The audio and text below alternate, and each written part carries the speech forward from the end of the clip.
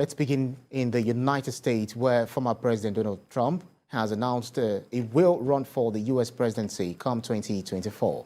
This is despite facing multiple criminal investigations and the poor performance of the candidates he backed in the last week's midterm elections. Former President Trump launched his third bid for the presidency at his Mar-a-Lago estate in Florida. In order to make America great and glorious again, I am tonight announcing my candidacy for President of the United States.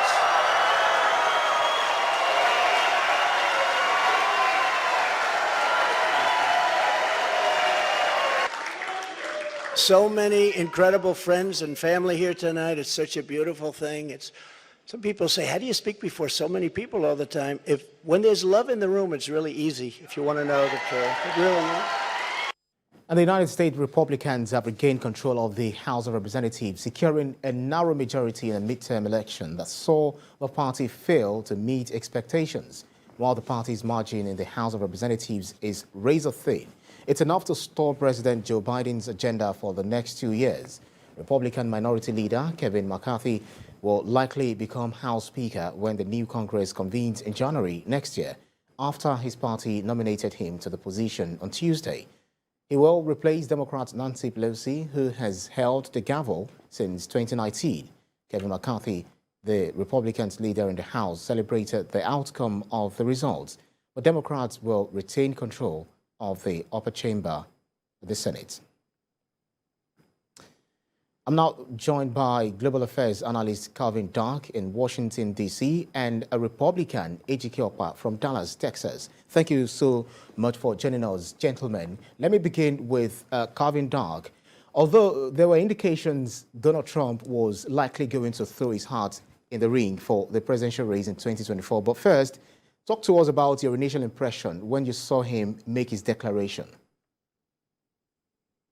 Well, I knew that once he made the announcement, no matter how the Republicans did in the election, he was going to follow through, because the last thing Donald Trump will allow, if he can help it, is to appear weak.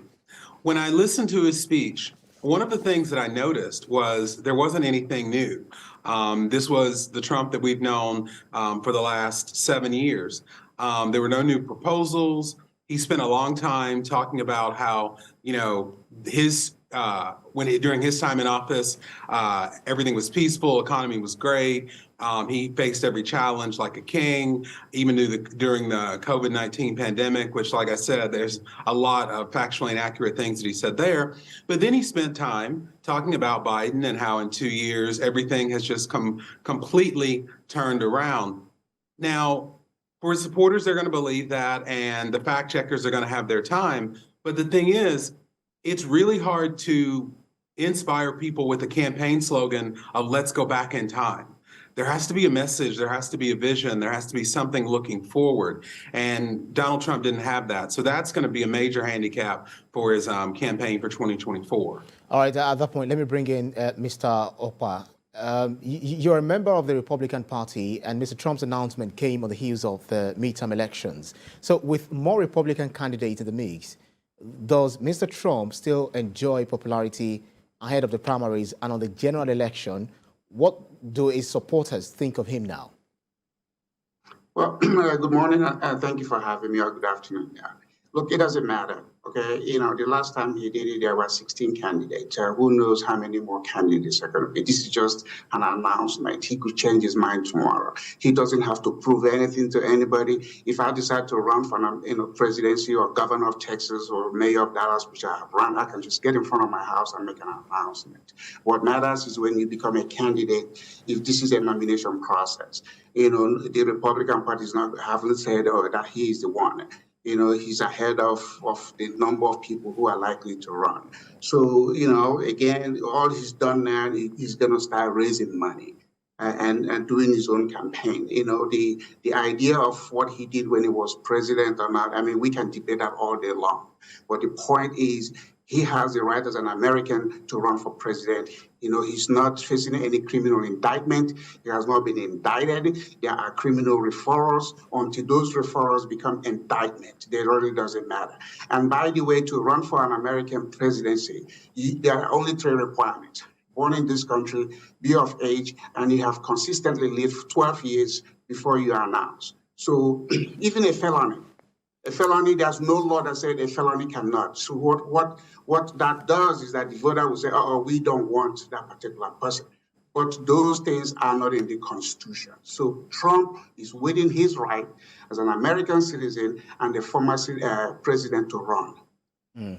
Well, Kevin Dark, Mr. Trump seemed to gloss over the hardships and missteps during the COVID-19 pandemic and totally ignored his months of election denial that culminated in the attack on the U.S. Capitol by a mob of his supporters. I could see that Mr. Okpa tried to make an allusion to that. But do you consider these as some of Mr. Trump's weakness and chances to do well at the primary? Yes. Unfortunately, though, there are a lot of people in the Republican Party who don't see all of those as negatives, particularly the insurrection on January 6th, including our former vice president, who still can't say no to Trump after he threatened him and his family. I think that Trump's major weakness is going to be that he has no message, and he doesn't have a message that can attract independents and maybe even a few Democrats. Like, even if his base, which is 30 to 40%, I would say, of the Republican Party, they're going to vote for him no matter what, even if he's in jail. If he doesn't expand beyond that, he might win the Republican nomination, but he can't win as president again. And it would be really interesting for the Republicans to choose someone who has lost the presidency more times than any current powerful Republican. So he has several weaknesses that are going to hold him back. Well, Mr. Okpa, I'll be coming to you now. Although that election red wave did not happen, GOP flipped enough seats to win slim majority in House of Representatives. So what does this narrow margin win mean in practice? Well, Mr. Calvin, with all due respect, you don't know who's going to win. Let's not just even go there. But, your opinion is all yours. When it comes to, what really matters in the American political structure, it is the House of Representatives. The Senate is only important when it comes to most things, for instance, the foreign affairs, nomination, ambassadors and, how Supreme Court. But when it comes to the legislative arm that really deals with how America needs to be governed, is the House of Representatives. So the Republicans are going to take over as Speaker. Whether it's even one margin, it doesn't have to be 10 or 20. It's very unfortunate that our political divide has become very strong. But oftentimes when you go into this, you see there's a lot of collaboration between the both sides and the independent and getting things done. It's just that the people on the side, on the fringes, fans who want to, say, hey, let's go stick it to each other. America is a resilient nation. No one individual could crash this country. America is not like some other countries where whatever the president says happens.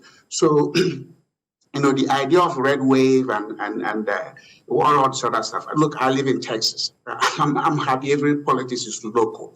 We, in Texas, we're still Republican. No Democrat has won a statewide office in this state for the past how many years. That's what concerns me. Whatever is going on in America, the president doesn't affect, the life that I live in Texas or the life I live in Dallas. In fact, every politics is local.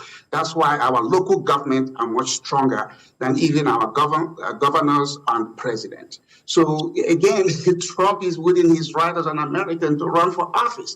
Anybody who is predicting whether he's going to win, maybe that person doesn't even know how to run his own household because you don't know. Until the nomination is done, until that, we don't know who's going to be who. So again, I'm not saying I'm going to support him.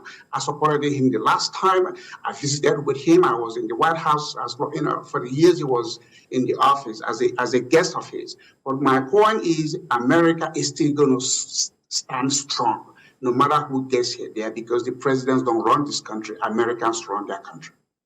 Well, so you're not even bothered about the fact that it would likely be it would be 78 when he gets, if he eventually, wins the nomination and then wins the presidency. And that might, the age might actually take a toll on him. He might not have that strength, that vigor to, to run around, do all of the, the number one job, the number one tough job in the United States. Are you not worried about that, Mr. No, I mean, Biden is older when he got in. So again, age is a factor. Trump, you could look at him and see that he has the physical ability, he has the mental alertness.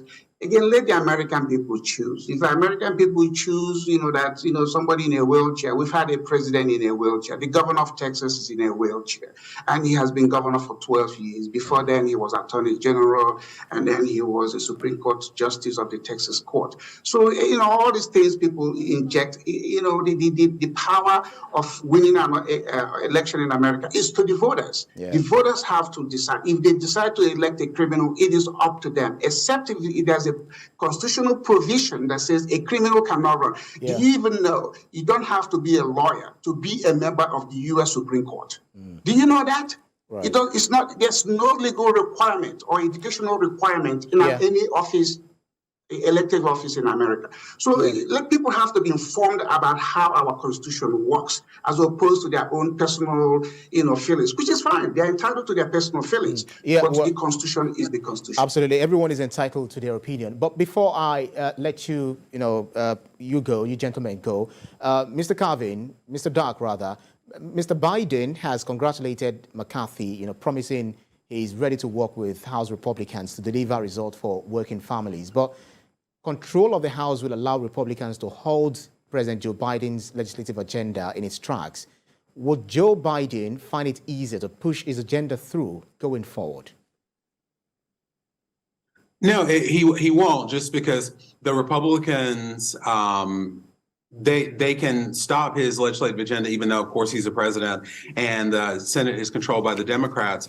But I think that actually might work against the Republicans as well, because they just spent time in this last election saying how bad the Biden policies were and how they had all those solutions. And we see that the voters barely believed that. So what's going to happen over the next 2 years is the things that they can do, investigating the Biden family, holding investigations to see if COVID was real, all that kind of stuff that'll please some of the cable news people on the Republican side, but won't help inflation, cost of living, or any of the other things that voters are really caring about. And I think that as we get towards 2024 and all we see are just investigations and obstruction and no solutions, because Kevin McCarthy and the Republicans haven't proposed anything that could get the president's signature. That would be a compromise proposal. That would be solutions that could help the American people. But that's not what they're interested in. And I think that as voters see that over the next 2 years, it's going to affect them in 2024. Well, absolutely. We'll see how the whole thing would definitely pan out at the end of the day. Global Affairs Analyst